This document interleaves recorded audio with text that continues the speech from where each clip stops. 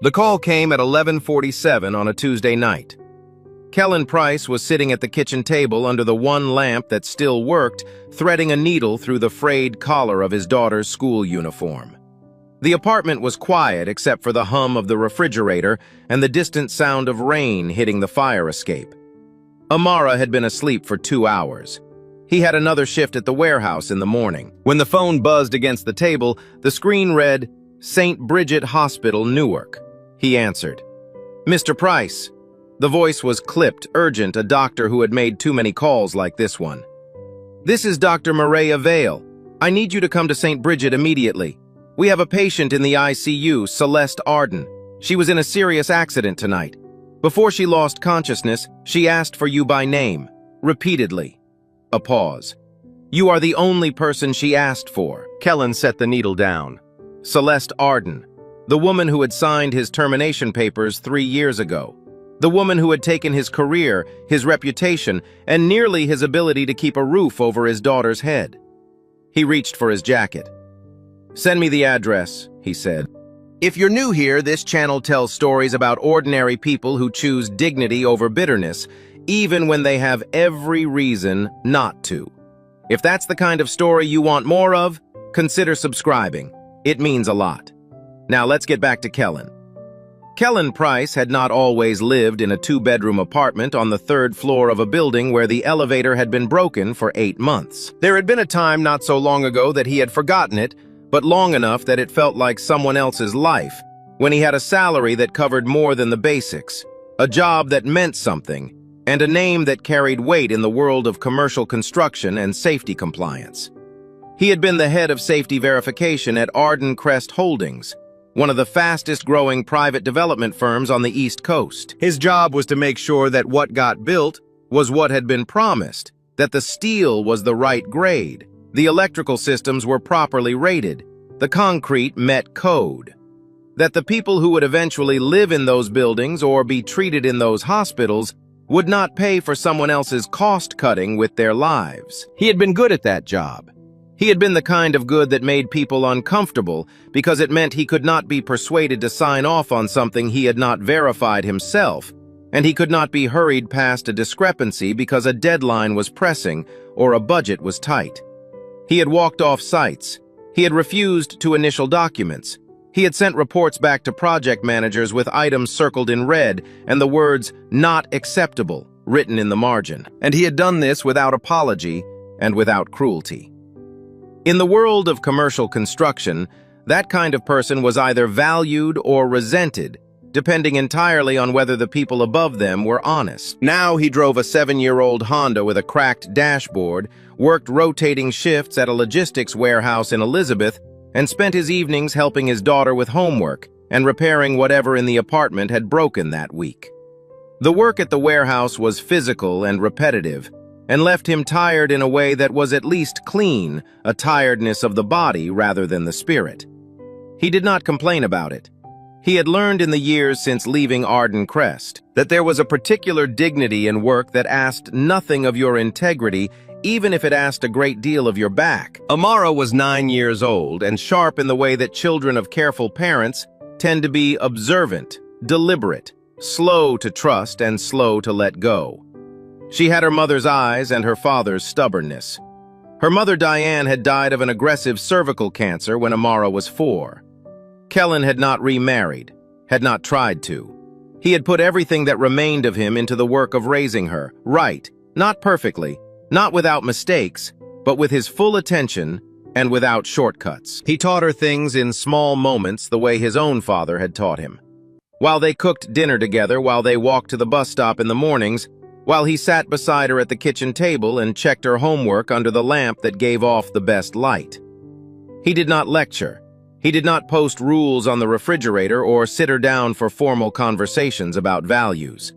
He showed her by the way he moved through the world, quietly, steadily, without cruelty, treating the people around him, from the building superintendent to the checkout clerk at the grocery store, with the same basic respect. One thing he told her more than once in different forms and different moments: a decent person doesn't help others because those others deserve it.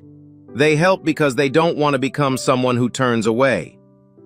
Amara had written that down in a notebook once without being asked.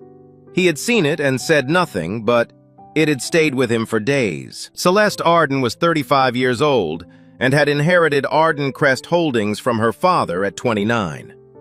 She was precise, strategically minded, and had spent the first years of her tenure dismantling the parts of the company that ran on nepotism and replacing them with people who could actually do the work. She and Kellen had never been close in any conventional sense, but there had been something between them. A mutual respect built on the fact that she was one of the few executives who actually read his reports in full, asked follow-up questions that demonstrated she had understood them, and treated his assessments as information rather than obstacles. He was one of the few people on her staff who told her the truth without softening at first, and who did so without any evident interest in what telling her the truth might do for his career. That combination, someone who was honest without being political about it, was rarer than it should have been, and she had recognized it. 3 years ago, it had not been enough to save him. The rain had picked up by the time Kellen pulled out of the parking lot. The streets of Newark were slick and mostly empty, the traffic lights cycling through their colors for no one. He drove with both hands on the wheel and the radio off, the windshield wipers moving in their steady rhythm against the glass. He had not thought about Celeste Arden in months. That was not entirely true. He had thought about her the way a man thinks about the thing that broke him. Not constantly, but in the way it surfaces when the conditions are right. When he was tired, when money was tight, when Amara asked why they could not afford the school trip, and he had to explain carefully without bitterness that they were working on it. In those moments, Celeste Arden existed in his mind not as a person, but as a decision, a signature on a document that had redirected the entire course of his life. He had every reason to turn the car around. She had signed the termination order on a Thursday afternoon in March 3 years ago. He had been called into a conference room on the 14th floor and handed a folder. 2 members of HR sat across from him with the particular blankness of people performing an unpleasant task they have been instructed not to deviate from. A security escort waited outside the glass door. The official reason cited in the paperwork was unauthorized disclosure of proprietary internal documents. The informal reason, the one that spread through the industry within 2 weeks, passed from firm to firm the way damaging information always travels faster than any correction could follow, was that he had leaked safety data to a journalist in order to sabotage a major company transaction. Neither was true. He had filed an internal report identifying material substitutions in the community hospital project: cheaper concrete aggregate, substandard fireproofing, insulation, structural steel that did not match the approved specifications. He had sent that report directly to Celeste through the proper internal channel, flagged as urgent, with a cover note that outlined the potential liability if construction continued on the current trajectory. He had expected a response within 48 hours. Instead, 10 days later, he had gotten a termination letter with her signature at the bottom and a security escort to his car. What followed was 18 months of legal fees he could not afford, a professional reputation that no one in the industry would touch, and a daughter who noticed that her father was not sleeping and did not ask why, because she already understood more than a 7-year-old should have to. He had sold the car he preferred and bought the one he drove now. He had moved from the apartment they had shared as a family to the smaller one in a building where the elevator did not work. He had rebuilt slowly without assistance from anyone who had known him before, because everyone who had known him before had either believed the story or decided the risk of association was not worth whatever loyalty they felt. Warehouse work first.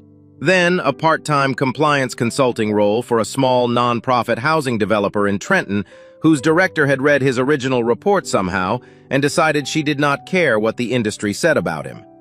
It was not what he had been, but it was honest, and it was his, and he had stopped measuring his life by what it used to be. Now, Dr. Maria Vale had called him from St. Bridget at 11:47 at night and told him that Celeste Arden was in the ICU following a severe automobile accident, that her condition was critical, and that before she had lost consciousness, she had asked for him by name, repeatedly, with enough urgency that the hospital had tracked down his number through 3 separate contacts over the course of an hour. Kellen had stood in his kitchen for a long moment after hanging up.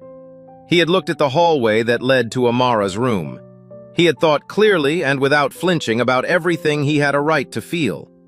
Then he had knocked on the door of his neighbor, Mrs. Elaine Garrett, a retired schoolteacher who lived alone and had looked after Amara in emergencies before. She answered in her robe, took one look at his face and said, "Go. I'll be here when she wakes up." He had not explained. She had not asked. He drove. St. Bridget Hospital was a 12-story building that smelled like antiseptic and recycled air. The ICU was on the 6th floor. Dr. Maria Vale met Kellen at the elevator, a compact woman in her 40s with dark circles under her eyes and the focused calm of someone who had been managing crises since before midnight. "Thank you for coming," she said, and meant it in the way that hospital staff mean it when they are genuinely relieved someone showed up. "How is she?" Kellen asked. "Stable but critical. Both legs sustained fractures. There was internal bleeding. We addressed that in surgery 2 hours ago. Her right shoulder is broken in 2 places." Dr. Vale walked as she spoke, leading him down a corridor lined with closed doors and the soft, constant sound of monitoring equipment. She was conscious briefly when they brought her in, disoriented, in significant pain, but conscious enough to communicate. "She gave us your name. She would not give us anything else until we confirmed we had reached you." Kellen said nothing. The room was at the end of the corridor. Through the glass panel in the door, he could see Celeste Arden connected to monitors, an IV line running into her left arm. Her face pale in the way that people are pale when the body has redirected everything it has towards staying alive. She looked smaller than he remembered. In the 3 years since he had last seen her, he had carried a version of her in his mind that was composed almost entirely of authority, the steady voice, the precise posture, the signature on the bottom of a letter that had changed the course of his life. The person in that bed did not look like authority. She looked like someone who had barely survived the night. Dr. Vale pushed the door open quietly. "She's been drifting in and out. She may not stay conscious long." Kellen stepped inside. He was 3 feet from the bed when her eyes opened. They found him immediately, as if she had been waiting for the sound of his footsteps specifically. For a moment, she only looked at him. Then her right hand moved slow, deliberate toward the neckline of her hospital gown. She was gripping something, a thin chain. At the end of it, a small, flat pendant, the kind that looked decorative but was not. He recognized it for what it was, a data carrier. Her lips moved. He stepped closer. "Kellen." Her voice was barely above a breath, rough from the tube they had removed after surgery. "I was wrong." She swallowed with difficulty. "But you have to listen. They are going to bury it again. All of it." Her hand lifted toward him. The chain swung free from her grip, the pendant resting in her open palm. He looked at it. He looked at her. She had signed his termination papers. She had let him walk out of that building with a security escort and a ruined career, while she sat on the 14th floor and said nothing publicly. For 3 years, he had not received a phone call, a letter, or a single word from her. He reached out and took the pendant from her hand. Not because he had forgiven her, not because the weight of 3 years had suddenly lifted, because she was unconscious before he had fully closed his fingers around it, and because the person in that bed could not protect herself, and because he was not built to walk away from that. He pulled a chair to the outside of the room and sat down. He was not leaving. Ronan Voss arrived at St. Bridget at 1:15 in the morning. Kellen heard him before he saw him, the sound of dress shoes on polished linoleum. Deliberate and unhurried, the kind of walk that assumed space would be cleared in advance. Ronan was 53, silver-haired, and carried himself with the specific ease of a man who had spent 30 years making problems disappear before they reached the people above him. He was the chief financial officer of Arden Crest Holdings and had been with the company since before Celeste inherited it. 2 lawyers followed him in dark overcoats, rolling carry cases behind them. He stopped when he saw Kellen sitting outside the ICU door. The expression that crossed his face lasted less than a second before it was replaced by something that looked almost like courtesy. "Mr. Price," Ronan said, "I wasn't aware the hospital had contacted you." "They didn't," Kellen said. "Celeste did." Ronan nodded slowly, as if processing information he already possessed. He glanced at the lawyers, then back at Kellen. "We appreciate you coming. Given the circumstances, I think it's best if we take things from here. The company has protocols for situations like this: legal representation, medical liaison, next of kin coordination." He paused. "I assume you understand." "I understand what you said," Kellen replied. "That's not the same thing." The courtesy in Ronan's expression cooled slightly. "Celeste had personal items with her at the time of the accident. Company property in some cases. We'll need those returned. She gave me what she gave me voluntarily while she was conscious and competent. If you have a legal claim on it, file one." One of the lawyers stepped forward and began to speak about fiduciary obligations and proprietary assets. Kellen let him finish. Then he stood up from the chair and asked to speak with Dr. Vale. When the doctor arrived, Kellen requested in the presence of both lawyers and Ronan Voss that the hospital formally document the following: that Celeste Arden had contacted St. Bridget's staff prior to losing consciousness, and specifically named Kellen Price as the individual she wished to be present. That she had transferred a personal item to him voluntarily while conscious, and that at no point had Kellen Price entered any restricted area or acted outside the permissions granted by hospital staff. Dr. Vale looked at him for a moment, then said, "I can have that documented within the hour." Ronan watched this without expression. After the doctor left, Ronan lowered his voice. "You were terminated from this company for cause, Mr. Price. Whatever you think you're doing tonight, protecting her, settling a score, making yourself relevant again, I want you to understand that the only thing you're accomplishing is making your situation considerably more complicated." Kellen met his eyes. "You drove here at 1 in the morning to collect whatever she gave me before she could tell anyone else what's in it. I think we both know that's not about company protocols." Ronan said nothing. Kellen sat back down. At 2:40 in the morning, Amara called from Mrs. Garrett's phone. Her voice was sleepy but alert. "Dad, why are you at a hospital?" "Someone needed help," he said. "Someone who was mean to you." He was quiet for a moment. "Someone who's in trouble." "Is it the same person?" "Yeah," he said. "It is." Amara considered this. "Okay," she said finally. "Mrs. Garrett made me cocoa. I'm fine." After he hung up, Kellen sat in the corridor for a long time, listening to the monitors behind the ICU door, and did not move. At 4 in the morning, when the corridor was quiet and Ronan Voss had retreated to a waiting room 2 floors down with his lawyers, Kellen opened the pendant. It was a micro SD card housed in a thin aluminum casing. He had kept a card reader on his keychain since his compliance days, a small habit he had never bothered to drop the same way some people keep a pocket knife or a spare pen. He connected it to his phone and opened the files. There were 43 of them. He read through them in order slowly, the way he had always read technical documentation. Without assumption, without skipping ahead.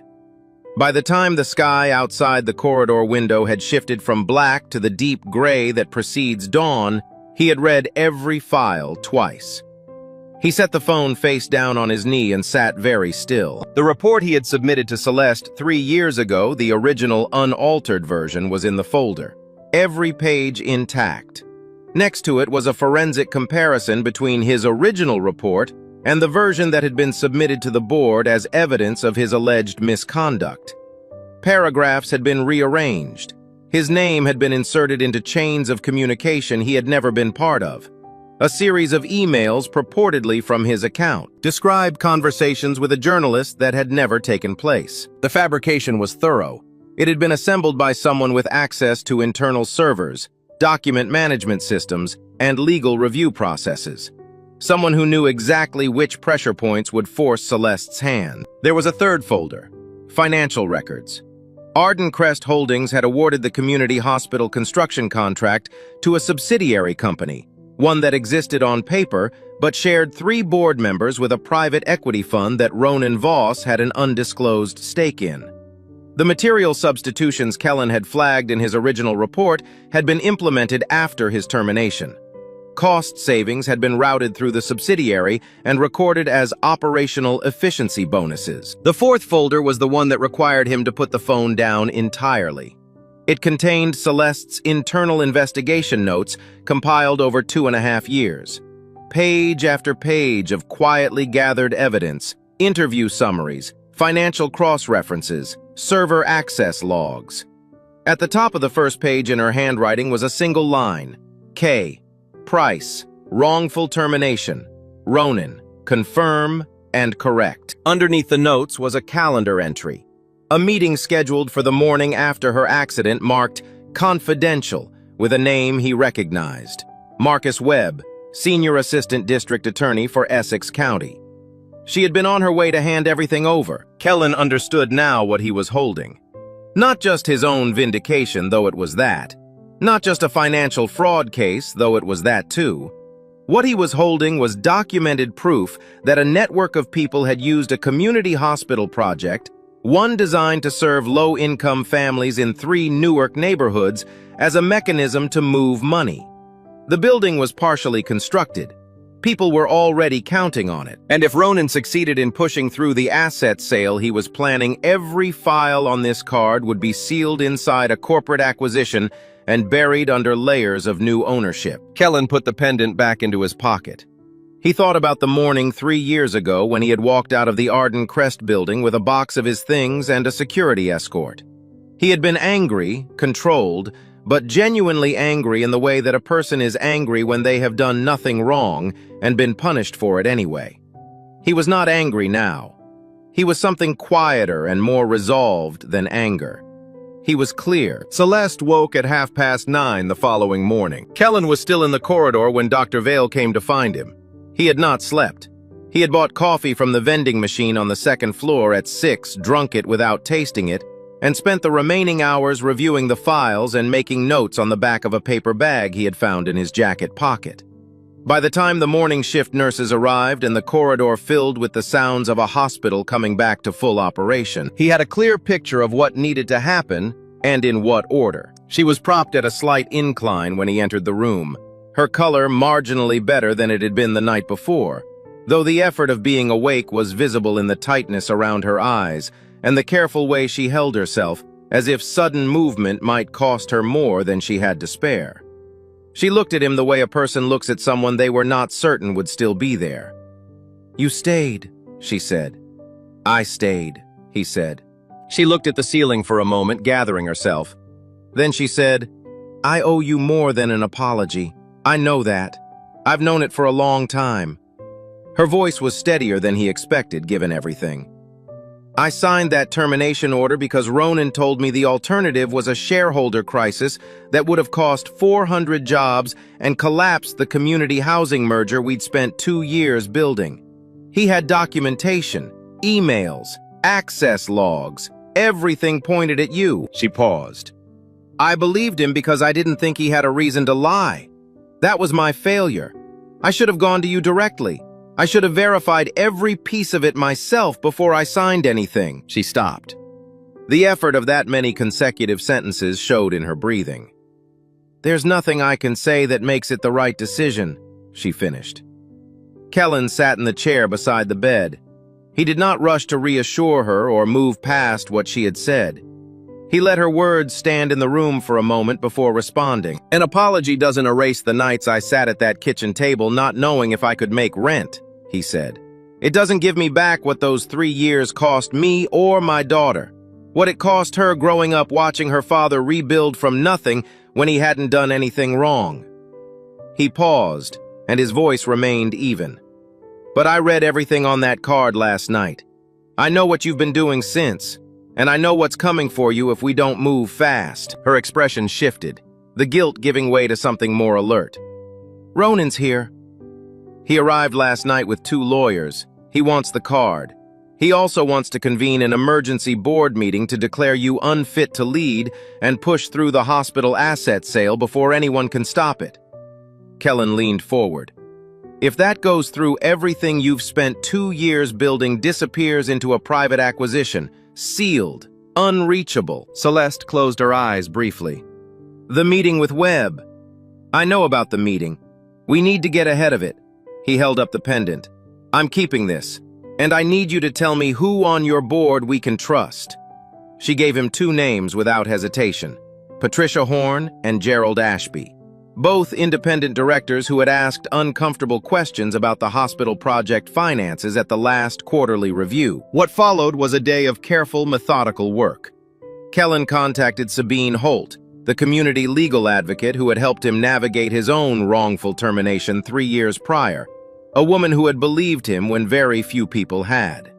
He reached out to Talia Mercer, an investigative journalist at a mid-sized Newark outlet who had been tracking irregularities in city construction contracts for 2 years and had once left Kellen a voicemail asking if he would speak on background. He had not called her back then. He called her now. He located Calvin Draper, Dennis Okafor, and Ray Sadowski through old contact records.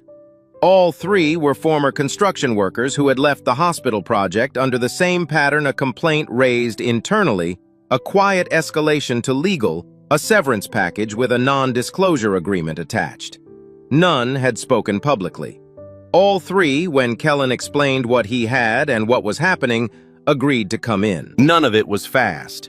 All of it required phone calls made from a hospital corridor, careful explanations delivered to people who had their own reasons for caution, and the credibility of a man who had been publicly discredited once already, asking them to trust him a second time.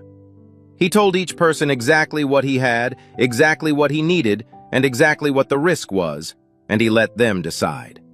Meanwhile, Ronan moved quickly in the opposite direction. By early afternoon, a story had appeared on 2 local news aggregator sites, identifying Kellen as a disgruntled former employee who had inserted himself into the CEO's medical situation while she was incapacitated.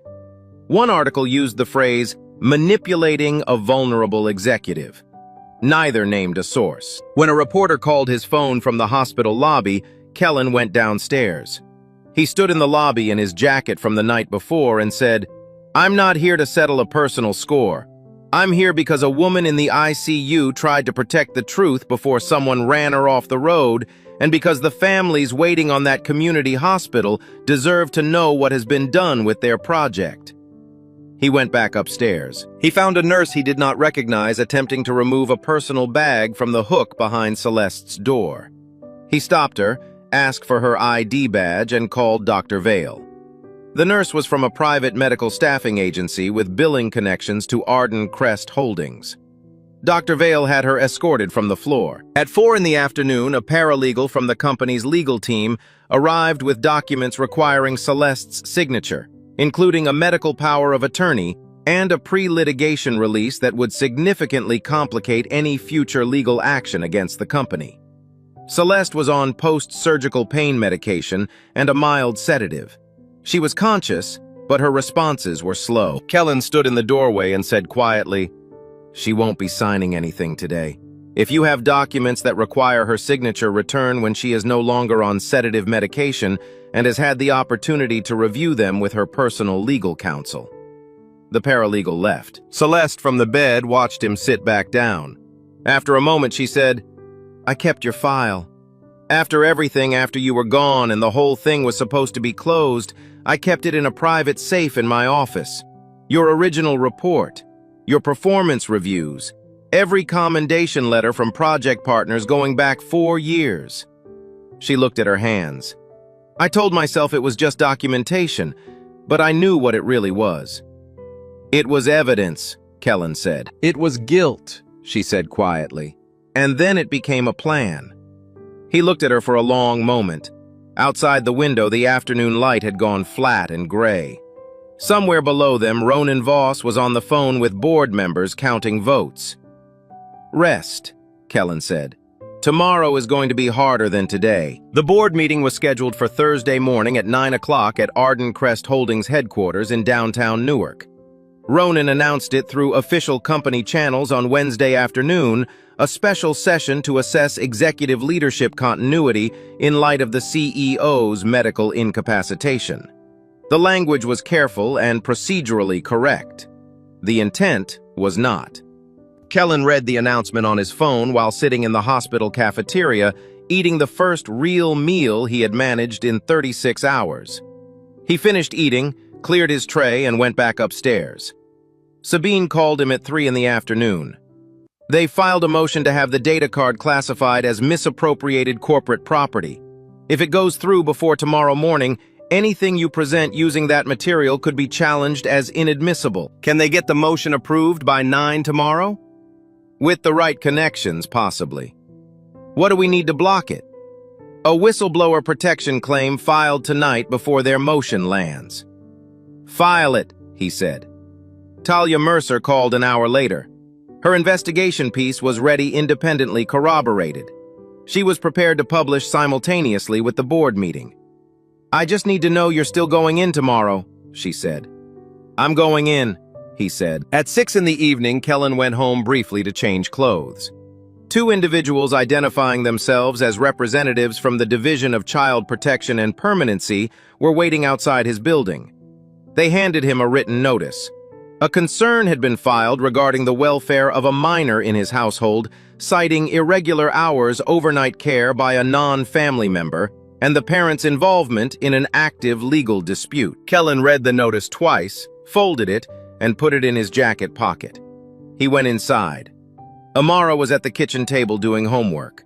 Everything was exactly as it should be. He sat across from her and helped her finish a worksheet on fractions. He did not mention the notice. When they were done, he made dinner and they ate together the way they always did. After Amara was in bed, he called Sabine and told her about the complaint. She exhaled slowly. That's Ronan making sure you have something personal to lose by morning. I know what it is, Kellen said. He looked at the wall of the kitchen. At the framed drawing Amara had made when she was 6, a house with a yellow sun and two figures standing in front of it, one tall and one small holding hands. She had labeled the tall one Dad in careful block letters. He called his friends Marcus and Priya, a couple from his church community with a daughter Amara's age, people he trusted without reservation. He explained enough for them to understand. They told him to bring her over. He drove Amara to their house at 8:30. She did not complain. She asked once in the car whether he was in trouble. Some people are trying to make things hard, he told her. Are you scared? He thought about it honestly. A little, he said, but scared doesn't mean wrong. She looked out the window. Then she said, You always say that doing the right thing is supposed to feel hard. Otherwise, everybody would do it. He walked her inside, hugged her for a long moment in the doorway, and drove back to the hospital. Celeste was awake when he arrived. She had seen the board meeting announcement and learned about the child welfare complaint through her private legal team. The look on her face when he walked in carried a particular kind of guilt. Kellen, don't, he said, not unkindly. You didn't file that complaint. Ronan did. I pulled you into this, you and Amara. Celeste. He sat down. You didn't pull me into anything. I walked in. I read what was on that card. I made my own choices every step of the way. He looked at her steadily. You don't need to stand up tomorrow. You're not well enough. I will stand up. She looked at him for a long time. Why? She said quietly. After everything. He considered the question seriously. Because the people who are going to lose that hospital if Ronan wins tomorrow never did anything to me, he said. And because my daughter is watching how I handle this. And because I have the truth in my pocket and I am not going to bury it because someone threatened me. He paused. That's enough reasons. Celeste turned her face toward the window. After a long moment, she said very quietly, I should have trusted you 3 years ago. Yes, he said. You should have. He stayed until she fell asleep. Then he went back to the corridor and spent the rest of the night preparing for the morning. The headquarters of Arden Crest Holdings occupied the top 4 floors of a glass and steel building on Broad Street. Kellen arrived at 8:45 in a suit he had not worn in 3 years, dark charcoal pressed the night before in the hospital bathroom, with a travel iron Priya had packed into Amara's overnight bag without being asked. The suit still fit. That felt like the smallest possible victory, and he took it. Sabine Holt was waiting for him in the lobby. A tall woman in her 50s with close-cropped gray hair and the particular stillness of someone who had argued cases in difficult rooms for a long time and had stopped being impressed by difficult rooms. Talia Mercer stood beside her recorder already in her coat pocket. the focused expression of a journalist who had been working a story for 2 years and was about to see where it landed. Behind them stood 3 men in work clothes. Calvin Draper, 51, former site foreman, 23 years in commercial construction. Dennis Okafor, 44, structural framing lead, who had documented his concerns in writing and kept copies of everything. Ray Sadowski, 48, electrical inspector, who had told Kellen on the phone the night before that he had not slept well in 2 years and was tired of it. All 3 had signed non-disclosure agreements. All 3 had been advised by Sabine that those agreements did not legally cover testimony related to criminal conduct. They rode the elevator to the 22nd floor in silence. The boardroom was already full. 9 board members sat along a rectangular table. Ronan Voss stood at the head in a suit considerably newer than Kellen's, flanked by lawyers and a junior associate arranging documents in precise stacks. Representatives from the private equity fund lined the walls. Patricia Horn and Gerald Ashby sat on the near side of the table with the attentive expressions of people who had come prepared. Ronan looked at Kellen when he entered. His eyes moved briefly to Sabine, to Talia, to the 3 workers. Something shifted in his expression, not surprise, but a recalibration. He opened the meeting with procedural language delivered in the measured cadence of someone who understood that controlling the tempo was half the work. He cited Celeste's medical condition, the pressing financial timeline, the board's fiduciary obligation.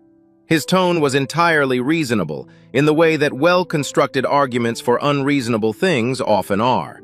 He made no mention of Kellen until Kellen stood up. "Mr. Price," Ronan's voice carried controlled patience, "you are not a member of this board. You have no standing in this proceeding.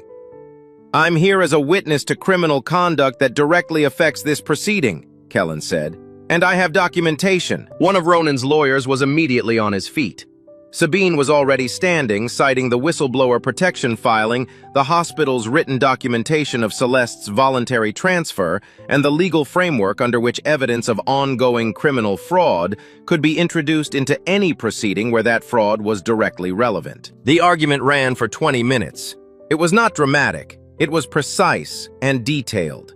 By the time Patricia Horn said quietly but clearly, "I'd like to hear what Mr. Price has to say," the room had been paying close attention long enough that turning him away would have required a deliberate choice everyone present would have to live with.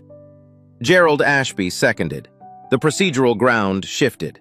Kellen opened the folder. He laid it out in the order he had organized it the night before, methodically, without theater.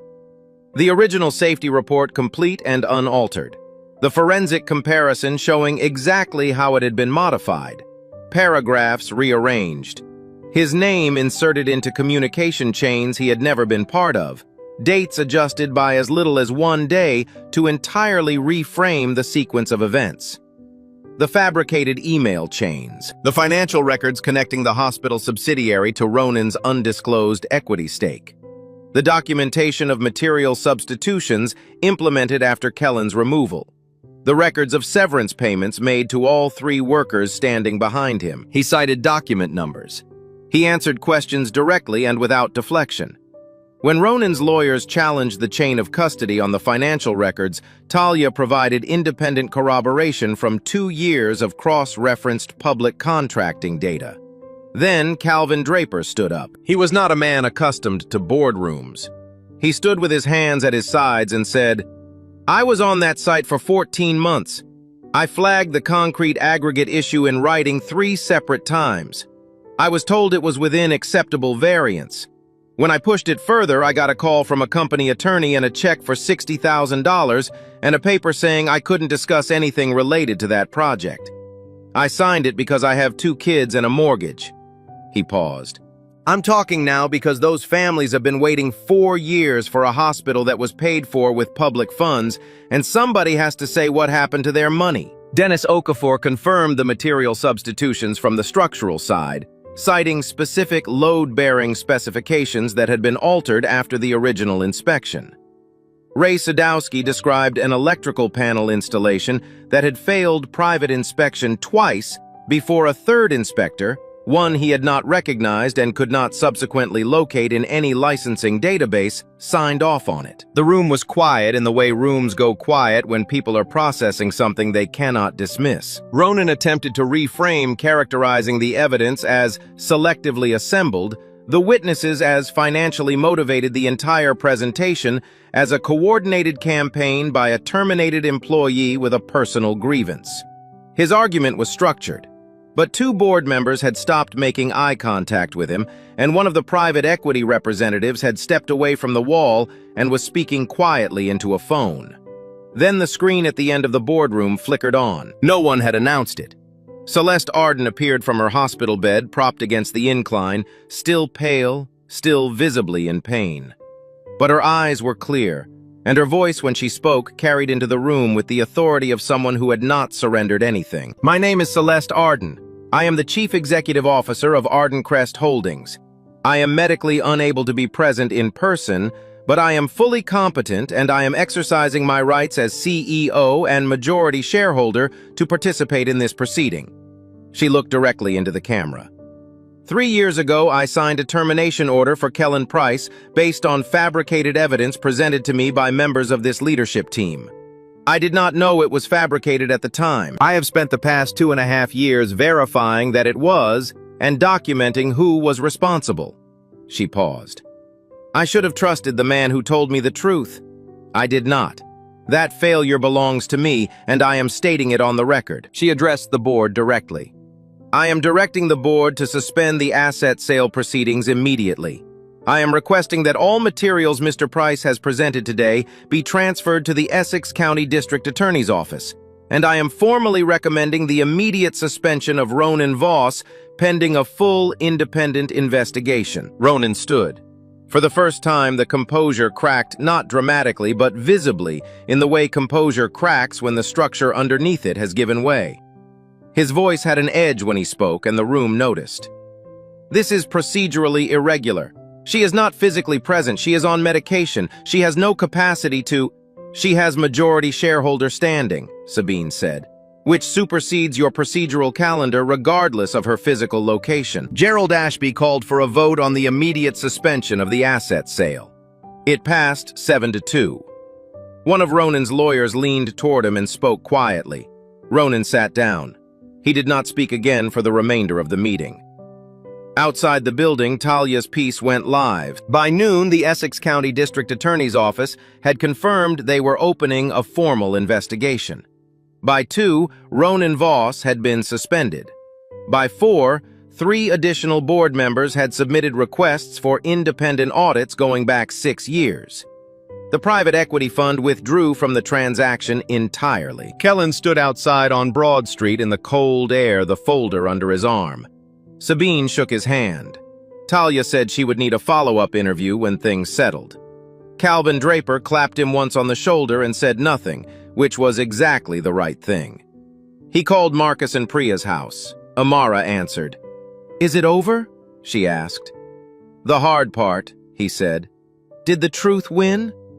He looked up at the glass face of the building, at the sky beyond it. "It's winning," he said. "That's as much as you can ask for on any given day." 6 months later, on a Thursday morning in early October, the Arden Hope Community Center broke ground on a lot that had been sitting behind a chain-link fence in the South Ward for 4 years. It was not a large ceremony. No corporate stage, no catered reception, no fleet of black cars. There were folding chairs on the grass, a small podium borrowed from a local church, and a crowd of several hundred people, construction workers, neighborhood residents, community health representatives, city council members who had spent years trying to understand why the project kept stalling, and school children from 2 nearby elementary schools whose teachers had decided correctly that this was the kind of thing children should see in person. Kellen stood at the edge of the crowd, not on the stage. He had been invited to speak. He had declined and suggested instead that Calvin, Dennis, and Ray be given that time. Calvin had spoken for 4 minutes in his unhurried, plain voice and said that he had spent 2 years not sleeping well and was glad that was over, and that he hoped the people in this neighborhood would finally get what they had been promised.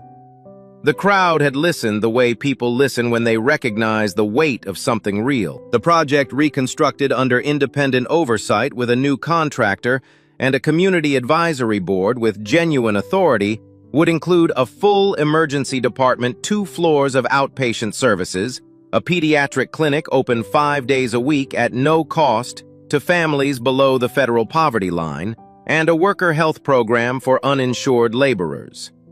Every material substitution Kellen had flagged 3 years ago had been reversed. The foundation would be poured the following week. Kellen had accepted the position of chair of the Ethics and Community Safety Committee 4 months earlier, not because of the salary, though it had resolved several immediate problems, and not because anyone pressured him. He accepted because the committee would be structurally meaningless without someone who understood both the engineering side and the human cost of getting it wrong.